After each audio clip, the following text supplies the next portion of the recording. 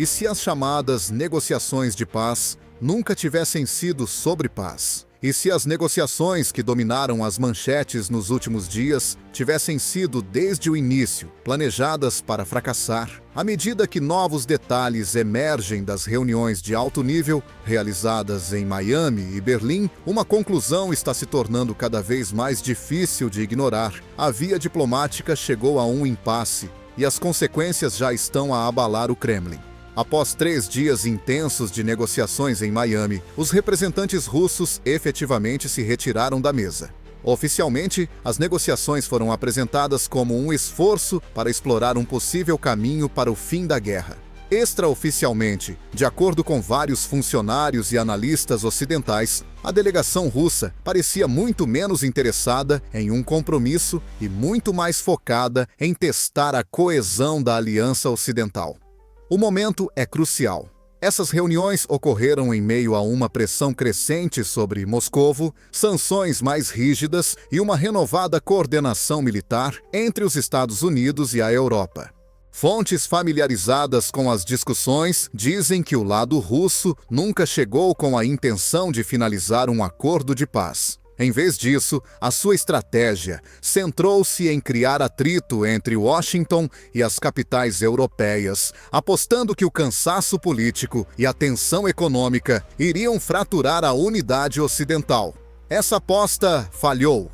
Em vez de se fragmentar a Europa, respondeu com uma das suas medidas mais decisivas desde o início da guerra. Poucos dias após as negociações em Miami, os líderes europeus aprovaram um pacote de apoio financeiro de longo prazo para a Ucrânia, totalizando aproximadamente 105 mil milhões de euros nos próximos 2 anos. Os fundos são destinados a sustentar a defesa da Ucrânia, estabilizar a sua economia e garantir que o esforço de guerra possa ser mantido no futuro. Para Moscovo, isso foi o oposto do que se esperava. A expectativa dentro do Kremlin era que a economia da Ucrânia entrasse em colapso primeiro, forçando Kiev a aceitar termos desfavoráveis. Em vez disso, a Ucrânia emergiu com um apoio reforçado e uma profundidade estratégica renovada. Ao mesmo tempo, discussões a portas fechadas avançaram uma nova visão de segurança para a Ucrânia. No centro desta proposta está o conceito de um exército ucraniano permanentemente forte.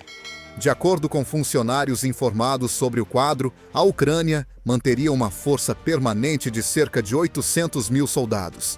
Este número por si só representa uma mudança fundamental. As exigências anteriores da Rússia insistiam numa redução drástica do exército ucraniano. O que Moscovo procurava era a submissão. O que enfrenta agora é a perspectiva de um Estado fortificado e bem financiado na sua fronteira. As implicações políticas vão ainda mais longe. Os líderes ucranianos manifestaram publicamente a sua satisfação com a direção das garantias de segurança, propostas descrevendo-as como credíveis e substanciais, mesmo que não perfeitas. A mensagem foi clara. Kiev já não está a negociar a partir de uma posição de sobrevivência, mas sim de soberania a longo prazo. O foco não é um cessar-fogo temporário, mas sim uma estrutura concebida para impedir futuras invasões. Entretanto, o custo humano e econômico para a Rússia continua a aumentar. Estimativas independentes e avaliações dos serviços secretos apontam para perdas impressionantes, tanto no campo de batalha como na própria sociedade russa. As pressões demográficas estão a acelerar, a escassez de mão de obra está a agravar-se, e o peso financeiro de sustentar as operações militares está a tornar-se mais pesado a cada mês que passa. Com as receitas energéticas sob pressão devido à descida dos preços globais e as sanções à margem de manobra de Moscovo, está a diminuir. Neste contexto, as declarações públicas dos responsáveis russos têm se tornado cada vez mais defensivas. Embora Moscovo insista que continua empenhada na paz e na estabilidade global, as suas ações dizem o contrário. Conselheiros próximos ao Kremlin já sugeriram que, mesmo que os estados europeus aceitassem a estrutura proposta à Rússia, provavelmente a rejeitaria de imediato. Os documentos argumentam eles refletem as prioridades ucranianas e europeias e não as exigências russas. E é aí que se encontra o impasse atual. Existe uma proposta de paz no papel, apoiada por um financiamento europeu sem precedentes e pelo apoio crescente dos Estados Unidos. A Ucrânia parece disposta a ancorar a sua segurança futura em garantias vinculativas em vez de promessas vagas. A Rússia, no entanto, parece não estar disposta a aceitar qualquer resultado que não se assemelhe a uma capitulação de Kiev. Como os canais diplomáticos permanecem abertos, apenas no nome uma questão paira sobre tudo o que se segue. Se Moscovo disser não, o que virá a seguir? Porque, a julgar pelos sinais que vêm de Washington, Bruxelas e Kiev, a rejeição pode não levar a um impasse, mas a uma fase totalmente nova de pressão escalada e confronto estratégico. E isto é apenas o começo. Como as declarações públicas continuaram cuidadosamente preparadas, a verdadeira história dessas negociações se desenrolou longe das câmaras e das coletivas de imprensa. O que aconteceu a portas fechadas em Miami e Berlim revela por que o processo diplomático se desfez tão rapidamente e por que a confiança entre as partes pode estar agora em seu ponto mais baixo desde o início da guerra. De acordo com autoridades informadas sobre as negociações, o próprio formato das negociações já sinalizava problemas. Representantes europeus e ucranianos reuniram-se extensivamente com autoridades americanas, enquanto os delegados russos foram mantidos numa via paralela. Não houve reunião direta entre os líderes europeus e a delegação russa. Em vez disso, os Estados Unidos atuaram como intermediários, mantendo discussões separadas com Moscovo e, em seguida, transmitindo as posições a Kiev e aos seus parceiros europeus. Essa estrutura tinha como objetivo reduzir o atrito. Na prática, ela expôs o quão distantes as partes realmente estavam. 4 documentos-chave dominaram a agenda. O primeiro era uma proposta de estrutura de paz de 20 pontos, que delineava princípios territoriais políticos e de segurança. O segundo focava-se em garantias de segurança multilaterais, envolvendo os Estados europeus. O terceiro abordava um compromisso de segurança bilateral entre os Estados Unidos e a Ucrânia. O quarto ia além do campo de batalha, traçando um plano de reconstrução e desenvolvimento pós-guerra para a Ucrânia. Embora nenhum desses documentos tenha sido finalizado a sua própria existência, marcou uma escalada significativa no planejamento ocidental. Autoridades ucranianas descreveram as discussões como sérias e detalhadas. Elas enfatizaram a dissuasão de longo prazo, em vez da calma de curto prazo, alertando repetidamente que qualquer acordo sem aplicação credível apenas adiaria a próxima invasão. Os negociadores americanos ecoaram essa preocupação, enfatizando que os acordos anteriores haviam falhado precisamente porque careciam de mecanismos vinculativos. A abordagem russa contrastava fortemente. Relatórios de várias fontes sugerem que Moscovo mostrou pouco interesse em debater o conteúdo das propostas. Em vez disso, os delegados russos concentraram-se em queixas processuais e mensagens políticas. Queixaram-se abertamente das reuniões anteriores realizadas entre os Estados Unidos, a Alemanha e a Ucrânia em Berlim, argumentando que a Europa estava a ultrapassar o seu papel. Também se opuseram às alterações feitas às propostas preliminares após consultas com líderes europeus, enquadrando essas revisões como prova de que o processo era tendencioso contra a Rússia. Publicamente, os representantes russos acusaram falcões não identificados de sabotar os esforços de paz. Em privado, analistas dizem que essa retórica serviu a um propósito diferente. Ao retratar a Europa como a sabotadora Moscovo, tentou reviver uma velha estratégia, criar uma divisão entre Washington e seus aliados. A suposição era que a Europa, enfrentando tensões econômicas e pressões internas, hesitaria em comprometer mais recursos. Essa suposição provou ser profundamente falha. Quando as reuniões terminaram, o contraste nas mensagens tornou-se impossível de ignorar.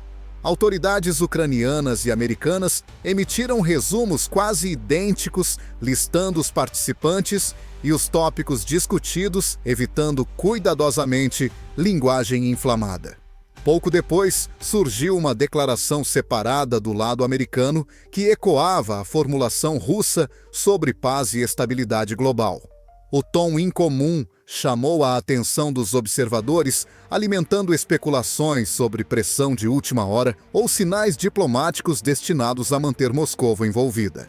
Dentro da Rússia, no entanto, a reação sugeriu algo completamente diferente. Assessores seniores próximos ao presidente Vladimir Putin deixaram claro que era improvável que a estrutura proposta fosse aceita.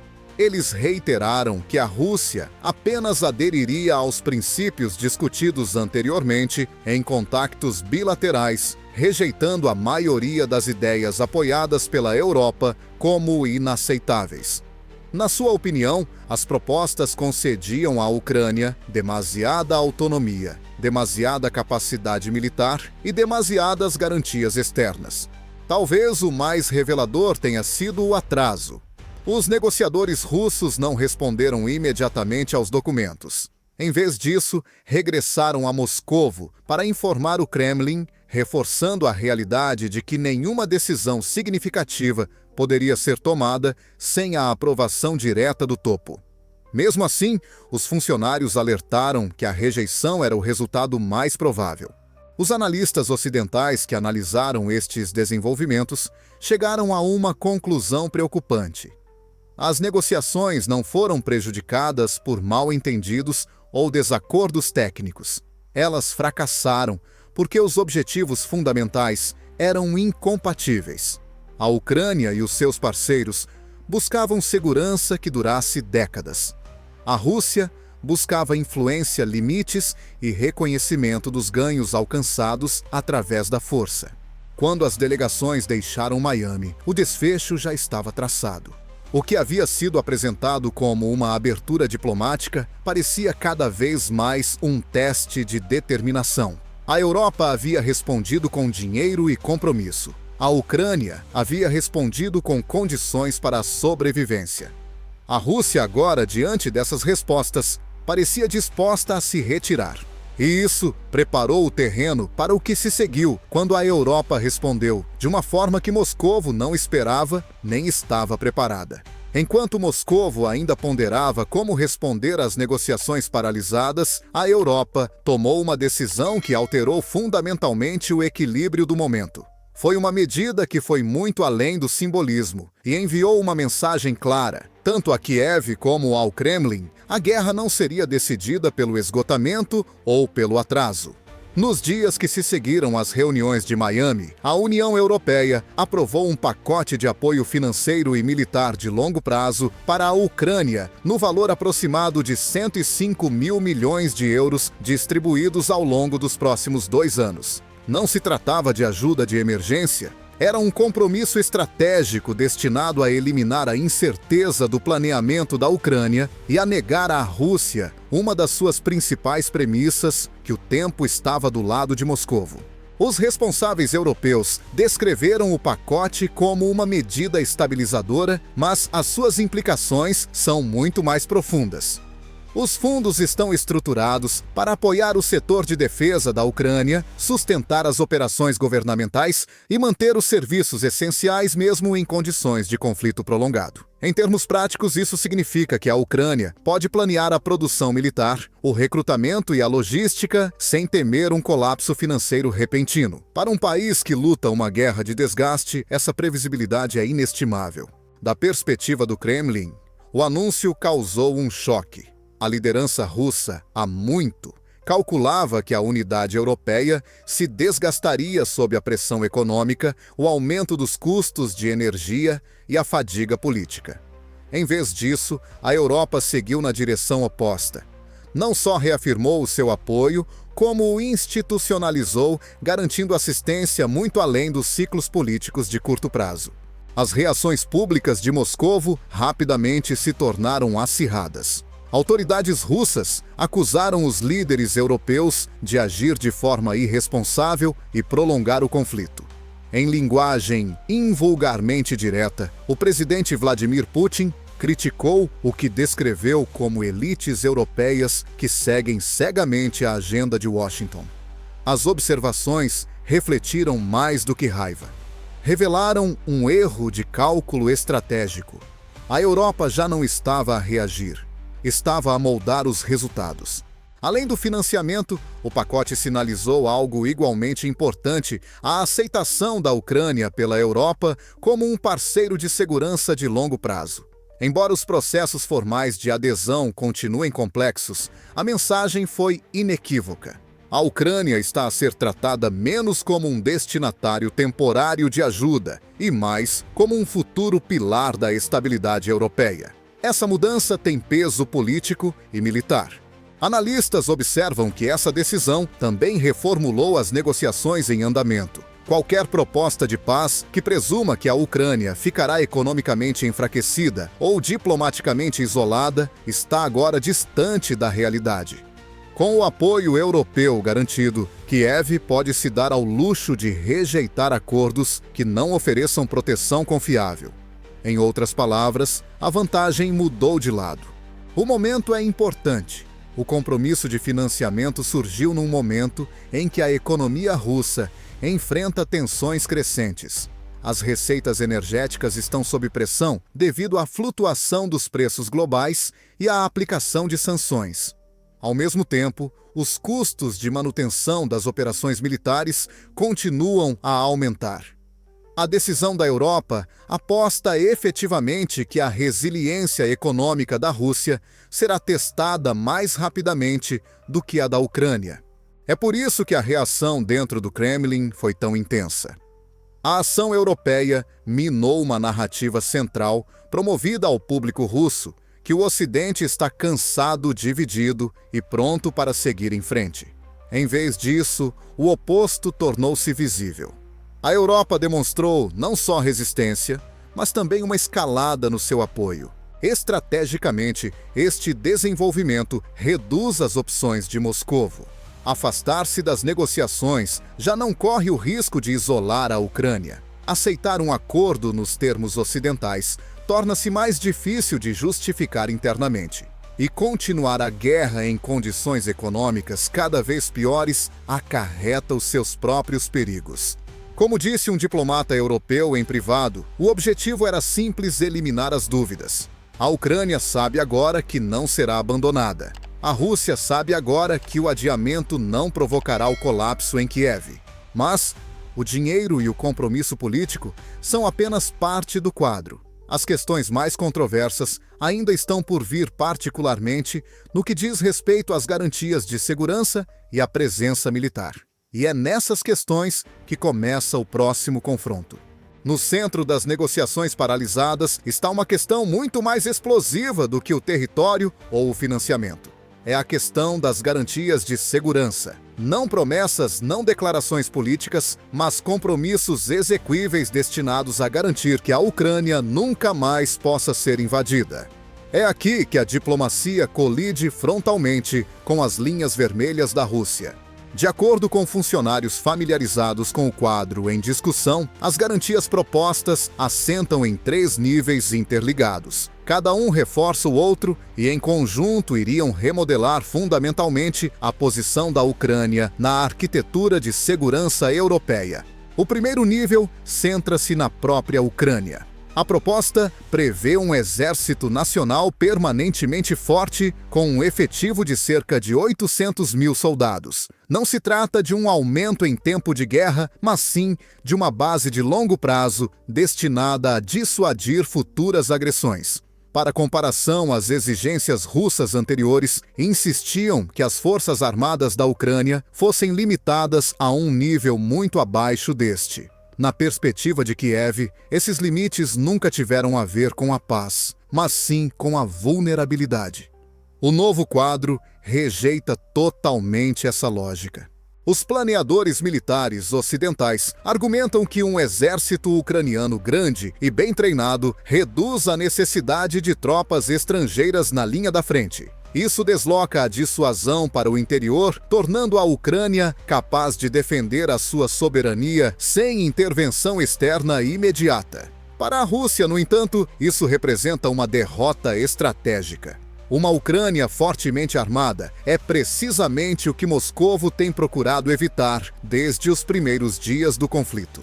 A segunda camada envolve a Europa. Embora a União Europeia seja frequentemente vista principalmente como um bloco econômico, os seus tratados incluem disposições de defesa mútua que são juridicamente vinculativas. Embora não sejam idênticas às da OTAN, essas cláusulas ainda têm um peso significativo.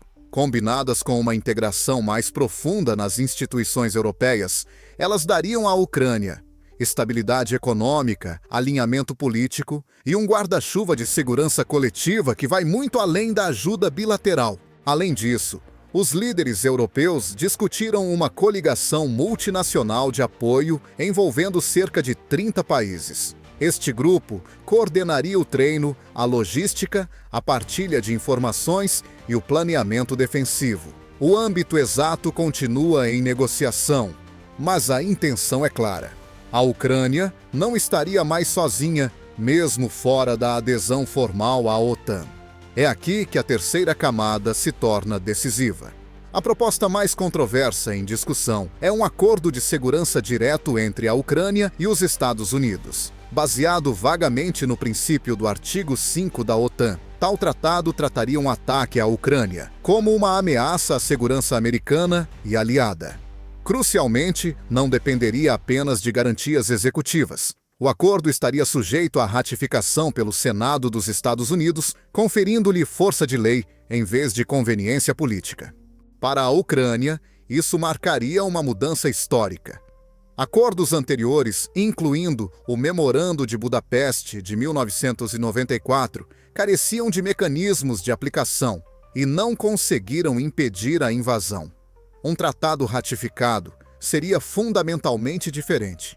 Ele vincularia futuros governos e sinalizaria um compromisso de longo prazo. A reação de Moscovo foi imediata e hostil. Autoridades russas alertaram repetidamente que qualquer presença militar estrangeira na Ucrânia, mesmo longe da linha de frente, seria inaceitável.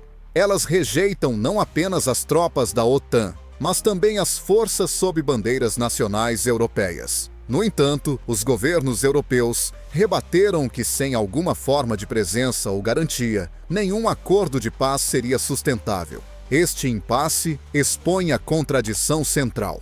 A Rússia exige segurança por meio da limitação e exclusão. A Ucrânia exige segurança por meio da força e integração. Ambos os lados veem o compromisso como um risco existencial. Da perspectiva de Kiev, cessar-fogos temporários sem garantias simplesmente reiniciam o relógio. Da perspectiva de Moscovo, as garantias transformam a Ucrânia num posto avançado fortificado além da influência russa. À medida que as negociações estagnam neste ponto, uma realidade torna-se cada vez mais clara. Qualquer acordo que inclua essas garantias será visto em Moscovo como uma perda. Qualquer acordo que as exclua será rejeitado em Kiev. E esse impasse traz o foco de volta para Washington, onde os próximos passos podem determinar se a diplomacia entrará em colapso total ou dará lugar a um tipo diferente de pressão.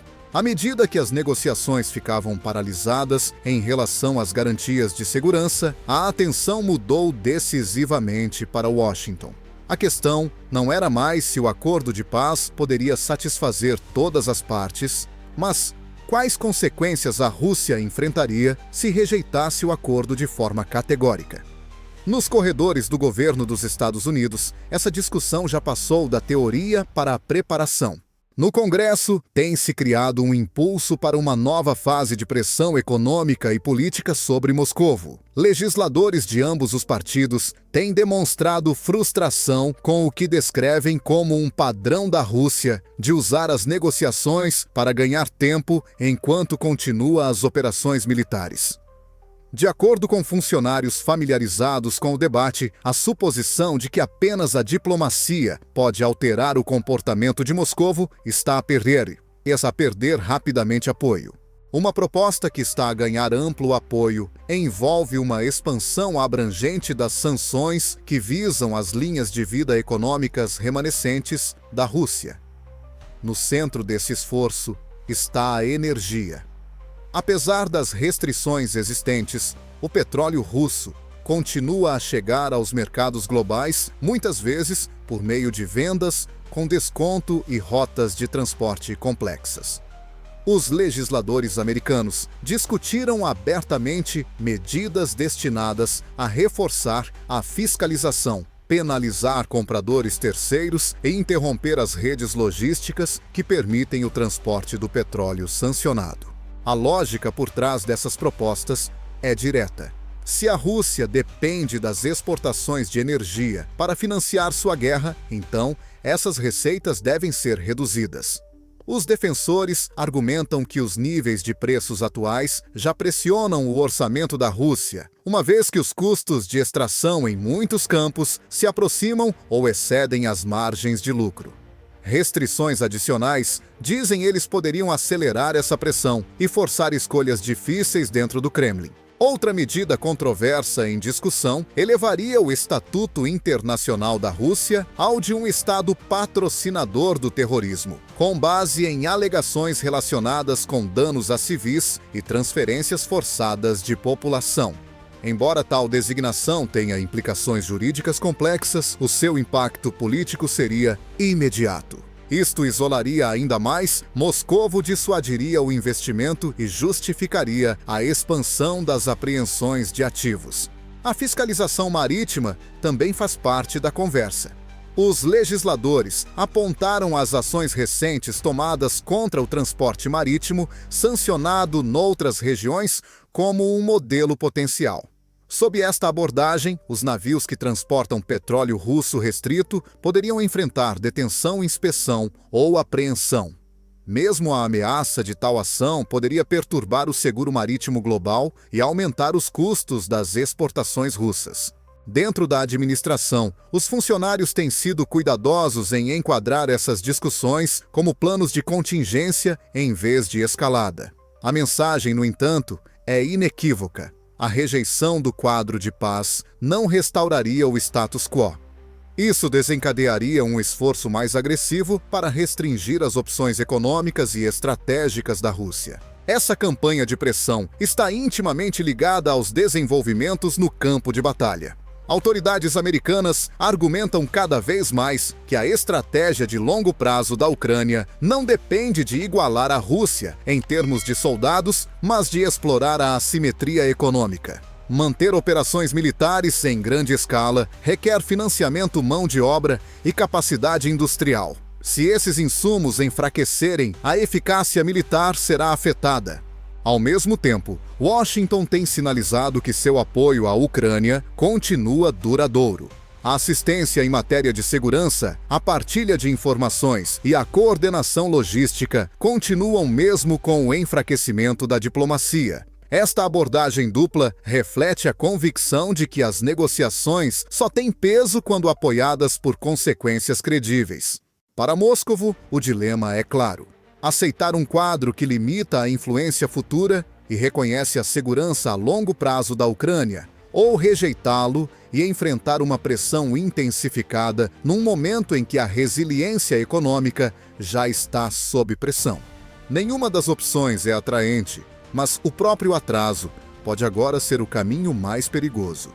Como observou em particular um alto funcionário americano, a era das negociações abertas, sem custos, está a chegar ao fim. A próxima resposta russa, quando quer que venha, não será recebida com paciência, mas com preparação. E isso deixa uma última questão sem resposta. Se a pressão continuar a aumentar e não for alcançado um acordo por quanto tempo, o equilíbrio atual poderá se manter antes que o conflito entre numa fase ainda mais imprevisível. À medida que o processo diplomático avança apenas no nome, uma dura verdade está a tornar-se impossível de ignorar. O fracasso em chegar a um acordo não é resultado de falhas de comunicação ou mau timing. É o produto de objetivos fundamentalmente incompatíveis. Cada lado está a negociar pela sobrevivência, tal como a define, e isso deixa pouco espaço para compromissos. Da perspectiva da Ucrânia, a lição da última década é dolorosamente clara. Acordos temporários sem aplicação não impedem a guerra, eles apenas a adiam. Todas as propostas que saem de Kiev agora são moldadas por essa experiência. As garantias de segurança devem ser vinculativas. A capacidade militar deve ser suficiente para dissuadir a agressão. A integração econômica deve ser forte o suficiente para impedir o isolamento. Qualquer coisa menos do que isso não é vista como paz, mas como preparação para o próximo ataque. A Rússia vê as mesmas propostas através de uma lente muito diferente. Uma Ucrânia ancorada na Europa, apoiada por garantias americanas e protegida por um grande exército permanente, representa uma perda permanente de influência. Significaria aceitar que a guerra não conseguiu atingir os seus objetivos principais. Para um sistema construído com base na projeção de força e controlo, esse resultado é política e estrategicamente difícil de aceitar. O tempo que Moscovo outrora acreditava estar a seu favor pode agora estar a virar-se contra ela.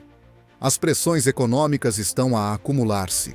As receitas energéticas enfrentam desafios estruturais. A pressão demográfica continua a crescer à medida que os custos do conflito prolongado se propagam pela sociedade. Manter a guerra requer não só recursos, mas também a aquiescência pública. Esse equilíbrio torna-se mais difícil de sustentar à medida que os sacrifícios aumentam. Ao mesmo tempo, a Ucrânia está a operar com um cálculo diferente. Com financiamento europeu a longo prazo e apoio americano contínuo, Kiev já não é forçada a apostar num frágil cessar-fogo. Pode dar-se ao luxo de esperar por condições que reduzam o risco de uma nova invasão. Esta mudança não garante a vitória, mas altera a equação estratégica. Entretanto, os Estados Unidos e a Europa parecem cada vez mais alinhados na sua avaliação. A paz não pode ser construída sobre ambiguidades. É improvável que qualquer acordo que deixe a Ucrânia exposta se mantenha. É improvável que qualquer acordo que a Rússia considere humilhante seja aceite. Essa tensão define o momento atual. O que acontecerá a seguir depende de escolhas que ainda estão a ser feitas à porta fechada. A Rússia pode rejeitar o acordo de imediato e absorver as consequências. Pode procurar prolongar as negociações na esperança de aliviar a pressão. Ou pode tentar reformular a proposta de forma a testar mais uma vez a determinação ocidental. Nenhum desses caminhos leva rapidamente à paz, mas eles sinalizam que o conflito está a entrar numa nova fase definida menos pela surpresa e mais pela resistência. A linguagem diplomática pode continuar, mas as realidades estratégicas já são visíveis. A guerra tornou-se uma disputa de sistemas, não apenas de exércitos. A força econômica, a coesão política e o compromisso de longo prazo agora são tão importantes quanto o território. E nessa disputa, a paciência e a preparação podem ser mais decisivas do que qualquer negociação isolada.